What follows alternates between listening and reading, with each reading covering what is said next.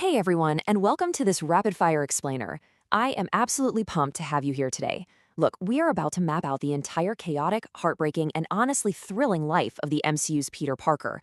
Because before he steps into whatever his next chapter is, we really need to understand exactly how this wide-eyed kid, the one who literally sat by the phone waiting for Tony Stark's call, became such a hardened, solitary hero. But here is the totally tragic reality that we have to confront today. How on earth did the world's most famous hero become a complete stranger? I mean, think about it. He lost his mentor, he lost his aunt, he even lost his own name. His best friend Ned and MJ, the love of his life, they don't even know he exists anymore. The entire world knows Spider-Man for sure, but literally nobody knows Peter Parker. So to understand how he arrived at this devastating, absolute zero point, we've got to go all the way back to the beginning. All right, Part 1, A Hero's Humble Beginnings. So, born back in 2001 in Queens, Peter's early life is already defined by profound tragedy, losing his parents and then Uncle Ben. But look at 2010. Remember this? A young boy in a little toy helmet bravely standing up to a massive drone at the Stark Expo, only to be saved at the last second by Iron Man himself. That moment completely cemented his heroic drive, long before any radioactive spider gave him his powers. The hero was basically born that day at the expo. And his early teenage life, it is a total paradox. By day, he's just this nerdy, awkward student at Midtown High, but by night, he's roaming the streets in a hand-me-down hoodie, rocking safety goggles, and shooting web fluid that he actually engineered himself in chemistry class. He wasn't trying to save the universe yet, right? He was just out there stopping bicycle thieves, genuinely just trying to be a friendly neighborhood Spider-Man. Moving right along to Part 2, the Stark Internship. Okay, so Tony Stark literally tracks this kid down during the whole Avengers Civil War conflict, pulling up grainy YouTube footage of some guy in a red and blue hoodie. And when Tony asks him, why he does this, Peter delivers this absolute gut punch of a quote. "If you have these powers and bad things happen, they happen because of you." This super naive but incredibly noble philosophy is exactly what convinces Tony that Peter is special. So Tony upgrades him to a high-tech suit, takes him to Germany, and basically throws a teenager right into a fistfight with Captain America. But getting a taste of the big leagues kind of makes Peter reckless. Back home in Queens, he stumbles onto a black market weapons ring run by Adrian Toomes, the Vulture. And in a massive, totally mind-blowing twist, Toomes turns out to be his crush Liz's dad.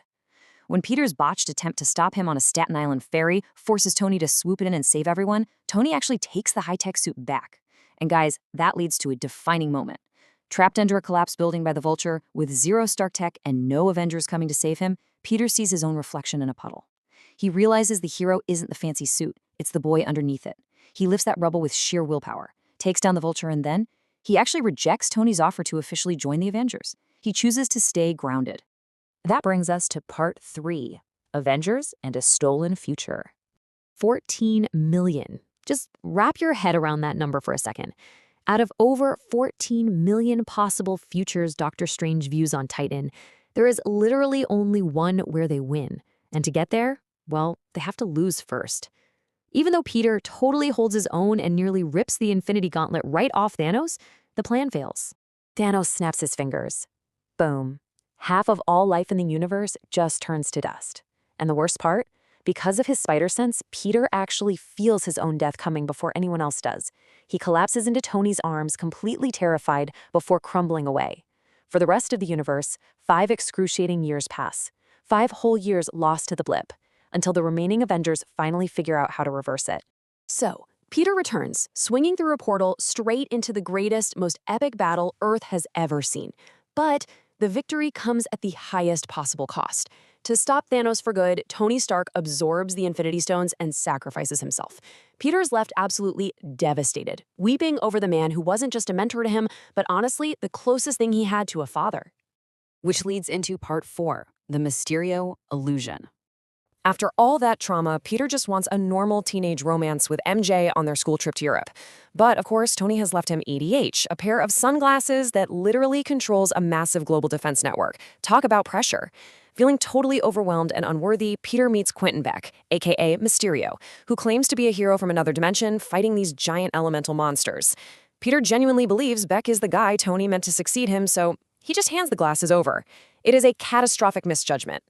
Because Beck is a complete fraud. He's actually using a swarm of heavily armed drones to essentially project these terrifying, hyper-realistic animated videos, just gigantic, deadly illusions, to play the hero.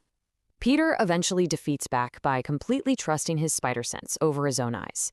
But, Beck gets the last laugh. From beyond the grave, he releases a doctored video framing Spider-Man for murder and broadcasts Peter's biggest secret, his identity, to the entire globe.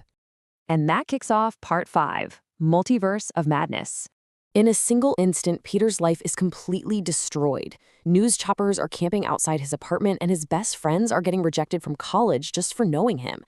Desperate to fix it, Peter begs Dr. Strange to cast a spell, making the world forget he's Spider-Man. But Peter being Peter, he keeps talking during the spell, trying to make exceptions for his loved ones.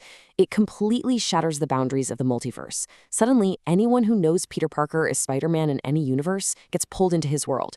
We're talking Doc Ock, Green Goblin, Electro, Sandman, the Lizard. Absolute chaos.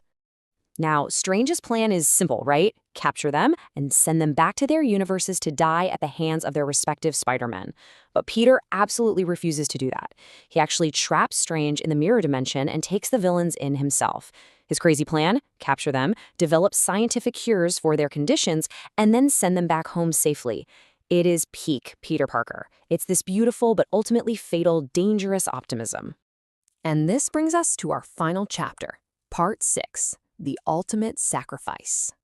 Because the optimism backfires, the Green Goblin persona takes over Norman Osborn, turning all the villains against Peter.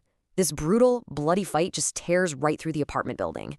And in the chaos, the Goblin strikes Aunt May with his glider and throws a pumpkin bomb. As May lies dying in the rubble, she looks up at Peter and finally delivers the words that will define him forever. With great power, there must also come great responsibility. Peter is just left completely shattered, consumed by this blinding dark rage and a desperate need for vengeance. But thankfully, he isn't entirely alone. Stepping through the multiverse portals, 2 alternate Peter Parkers arrive. The older guys who already fought these exact villains in their own worlds. They find our Peter completely lost in grief, and they share their own tragedies, having lost their own Uncle Ben's and Gwen Stacy's. They manage to pull him back from the edge. Together, the 3 Spider-Men cure the remaining villains at the Statue of Liberty. But then the Goblin returns, destroys the magical containment box, and tears the multiverse wide open again. Infinite threats from across the multiverse are literally pouring through the cracks in the sky, and Peter realizes there is only one way to stop it. It begs the question, how do you save a universe that is going to completely forget you? Well, the answer is ultimate self-sacrifice. He forces Dr. Strange to cast a brand new spell, not just making people forget he's Spider-Man, but totally erasing the very existence of Peter Parker from the memories of everyone on Earth. He shares this incredibly heartbreaking, tear-filled goodbye with Ned and MJ. He promises MJ he's going to find her and make her remember. The spell is cast, the cracks seal, the multiverse is saved. Fast forward a bit, Peter goes into a coffee shop to fulfill his promise to MJ. He's got this whole speech planned out on a piece of paper. But when he sees her and Ned, and they're happy, they're safe, they're moving on with their lives, and then he notices this little scar on MJ's forehead from the battle, he folds the speech up and puts it away. He chooses to bear the burden entirely alone just to keep them safe. Think about where he is now. There are no more billionaire nanosuits, no Stark Tech, no Avengers compound. It's just a lonely, freezing little apartment, a GED study book on the table, and a hand-sewn classic red and blue suit. He leaps out of his window into the snowy New York night, entirely 100% self-reliant. And honestly, that leaves us with this massive, provocative thought to chew on. Who exactly is Peter Parker now that he is completely alone? He has been stripped of literally everything, rebuilt from absolute zero, and is finally, truly, just the friendly neighborhood Spider-Man. I don't know about you, but I absolutely cannot wait to see how he rebuilds his life from here. Thank you so much for joining me on this explainer, and I will catch you on the next one.